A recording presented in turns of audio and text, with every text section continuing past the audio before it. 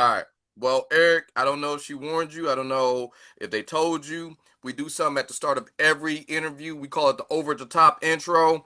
We like buttering the bread of anyone who likes hanging out with us here on this podcast. Can we butter your bread a little bit before we jump into it? Oh, absolutely. I did my research as well, so I'm very excited. All right. My next guest hails from the prestigious halls of Pepperdine University. He is a writer, director, producer, and he is more LA than taking the 10 to the 405 while listening to a true crime podcast. You may know him from his work on Tragedy Girls, our partition, and what we are here to talk about today.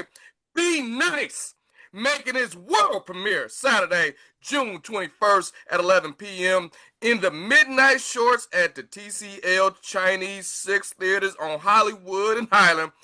Eric Baktanian, welcome to the podcast. Thank you so much, Sam. Very excited. Very I, much so appreciate that intro. Fantastic. I feel like that was the only reason you signed up for this. No, no, it's good because you get to promote me and I get to share your stuff as well. It's fantastic. Got your website and everything there, logo. I wish I had color printer, but I don't. Sorry. Hey, it's cool. I appreciate that, man. But in preparation for this interview, I did get a chance to watch Be Nice. And oh my God, you are an 80s baby to your heart, just like I am. That this brought up so many memories of just movies I watched growing up. I'm very curious, how did this idea come about? Funny enough, George Costanza from Seinfeld, right? So the whole thing is a lot of the times throughout the seasons, he'll get upset when somebody breaks that social contract and it's kind of rude to him. And it's like, we're living in a society here. We're supposed to be kind to one another.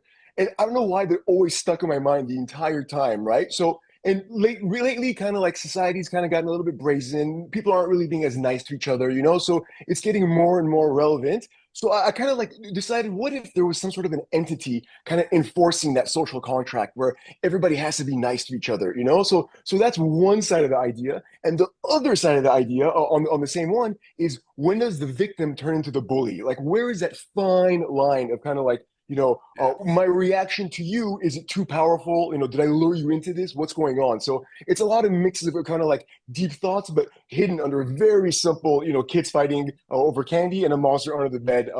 Quick shorts, kind of got a lot of humor in it. But you hit the nail on the head. 80s, 100%. Kind of campy a little bit, tongue in cheek, aware of itself a little bit. Yeah, and one of the cool things about this, without giving too much away, there's this feeling I used to get when I used to watch the old shows and especially in the horror genre, where I'm just like, why won't they leave the house? What? Get out! So what is it about that? Because this is something. What is it about that feeling that you're introducing in this? Because you talk about that fine line between the bully becoming the bullier, but where is that like lack of common sense? Where you just kind of like, hey, I like now I would be like, I gotta go, I gotta go. Exactly, 100%. One of my favorite tropes. It happens very few times. Like Lawrence Fishburne did it in oh my God, I forgot one of the horror movies, but he's like, we got to get out of here immediately. Let's leave, right? And so a horror movie or a film or a short film, you're always trying to counteract those two things. Why don't they just leave, and why don't they use technology like their phones, right? So Yes. what I did in this one is, you look to the people that are older than you, especially when you're a kid. What am I supposed to do in this situation, right? So when they're telling you to be nice, sort of like, okay, I guess I'm supposed to listen to you. I want to get out of here. So when the adult comes into the room later on in the short, and the kid kind of looks at him, and and then the dad kind of like looks under the bed, figures out what's going on, and then just tells him to be nice and leaves. That kind of counteracts. Now the kid can't leave. He's being told by both the father and a different entity to stay there and be nice. So he's stuck, and it's kind of like, oh, here we go. What's going on? It kind of, you kind of get this feeling of, is he lured into this? Like, does he deserve it? Is it too much? What's going on? Like, I've always had that kind of fascination with the way certain gangs start certain times, right? It's a horrible thing, but it started with the greatest of intentions. Like, hey, I'm trying to walk to school. They're bullying me, so protect me, right? So Right. people start protecting each other, and it gets bigger and bigger and bigger. Now, all of a sudden, you're the problem. Like, what's going on? Like, I've always been, actually, perfect thing right behind you, Breaking Bad. Same exact thing. How does Mr. Yes, Rogers become Scarface? I love that entire thing. So this kind of ties into perfect that. show. That what's the yeah? So what's the trigger for that? You know. So I'm glad you see that. Thank you so much.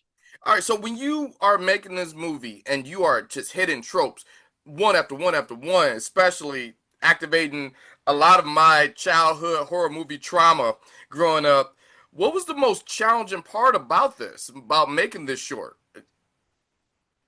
I would say probably the hardest part is taking all those influences, like you said, and then but making it your own thing without too many like direct influences. I like the atmosphere and the feeling, like exactly what you're saying. The references I would say that impacted this the most. I would say are probably the Twilight Zone, the movie, the remake, where Okay, there's a segment called The Good Life, where everyone's afraid of this kid for some reason, and you're like, oh no, I what's remember going that. on? And then it's the miniseries gave me the fear of clowns, and then the It movies recently took it away and made me kind of open my eyes that oh, you can do a lot of humor, and kids can be like cussing and be stressed out as well. That I always find lots of funny. And uh, going back to what you were saying about being alone and why can't you get out of there? The movie Poltergeist, where the kid's alone in his room and there's that Yes. doll like right there, and then it's under the bed. He's got the longer arms. That's kind of freaky. And then, of course, finally, Beetlejuice and Freddy Krueger, where they have a calling card. You know, when a certain color starts showing up, you're like, oh no, and they mess with their prey before they eat it. Like they have a personality, right? So all Mm. of these things kind of molded, influenced Be Nice, but no kind of direct references to that, except for maybe that the Freddy Krueger hand kind of looking thing during the sleeping bag gag. But like all of these things, basically, essentially, we created a monster that you can't kill because somewhere in the world there's always going to be some sort of a jerk or a rude person, right? So Right. the Be Nice idea works in any time period, any genre, because it's a scary thing, and whoever controls this monster gets to set the rules, you know. So there's always that kind of going around. So it's always kind of been very scary to me how when we were younger, especially in the 80s and 90s, we were kind of left to our own. And nowadays, we didn't have the technology that we do now. So it was a much more of a alone, isolated feeling, which kind of impacts. I'm trying to bring back with this, which kind of I feel like the '80s really kind of encompassed. Now, one thing about this movie, I know it's a short. I know it's a short, but Eric, what was left on the cutting room floor? Because I did have a few questions after watching this. Because without spoiling too much, I'm not going to spoil it at all. When Dad comes in, Dad says a line that I'm like, hold up, wait, you got to delve into this a little bit more. He says, "I was told about this." So my initial question is, who told him? So I'm very curious. Exactly. What was left on the cutting room floor? I love that you picked up on that. Actually, in that exact scene, it's two separate things. I mean, that's incredible that you picked up on that. So, okay, the first one was we cut out a line where he says, "We can't leave here." Sorry, what you summoned. Your father told me what you summoned, or what you brought here to this town, right? So, meaning that it's not just here, here in this Okay. entire town. But we cut that line out because it just wasn't really kind of flowing too well. And exactly what you're saying is like we're trying to fit in too much, of kind of like a worm on a hook, you know, with too much exposition. But so it represents that this entire town has to do that. And also, exactly what you said, when he comes in, he says, your father told me what you did, what you summoned, right? And there's a little bit of a break, and it's kind of like a little bit of a sound, like the monster sound. You kind of realize that the dad has information that we don't, and he's coming into this room at already at 60, like 0 to Yeah. 60 is already there. So his son is like, who's not taking it seriously at all, sees his dad's reaction and is like, oh no, what do I do here? Like, I don't know how to act. Now my dad is telling me to take it seriously when I've been saying like no, like, not taking it seriously, and he's afraid of something. Like wow, whatever he saw. Plus he's abandoning me, so it's clearly this kid's being Yeah. bullied too. So the dad's like, I'm out, forget this, and then we kind of like we do a joke on it as soon as like it's. I love mixing humor with scares. Jordan Peele does this perfect, flawlessly in everything he does. So I love how we kind of change. Basically joke mystery scare, joke mystery scare, gag change, gag change, gag change, like because like we want to keep your interest. It's only 7 minute long short, but there's so many different shifts because we want to keep your interest and just end it on a high note and keep your interest, and that's it. Like we appreciate the audience's time. They've seen all this before, so we kind of use that against them in certain aspects. And I like that we start the short at the end, kind of like Star Wars, where they just throw you into it. Like you'll Yes. figure it out. The audience is smart. You'll get it. We don't want to waste their time. So that was the approach we were going for.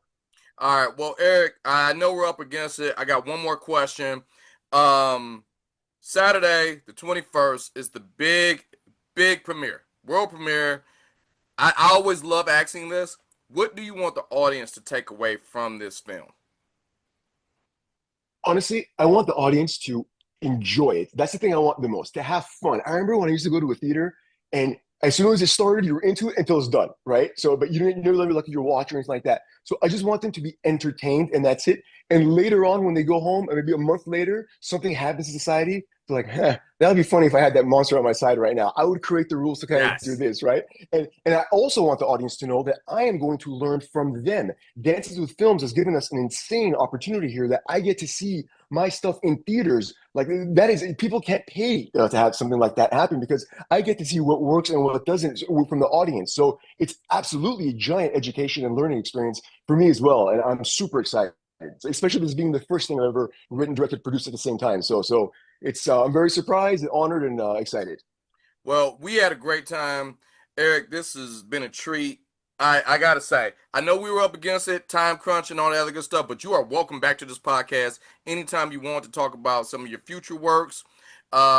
If you expanded this universe a little bit more, because I have a bunch of questions, but Matt, I wish you the best on the premiere and anything that comes after that. Eric, you're always welcome at the Just Talk with Sam podcast, and just thank you for your time, man.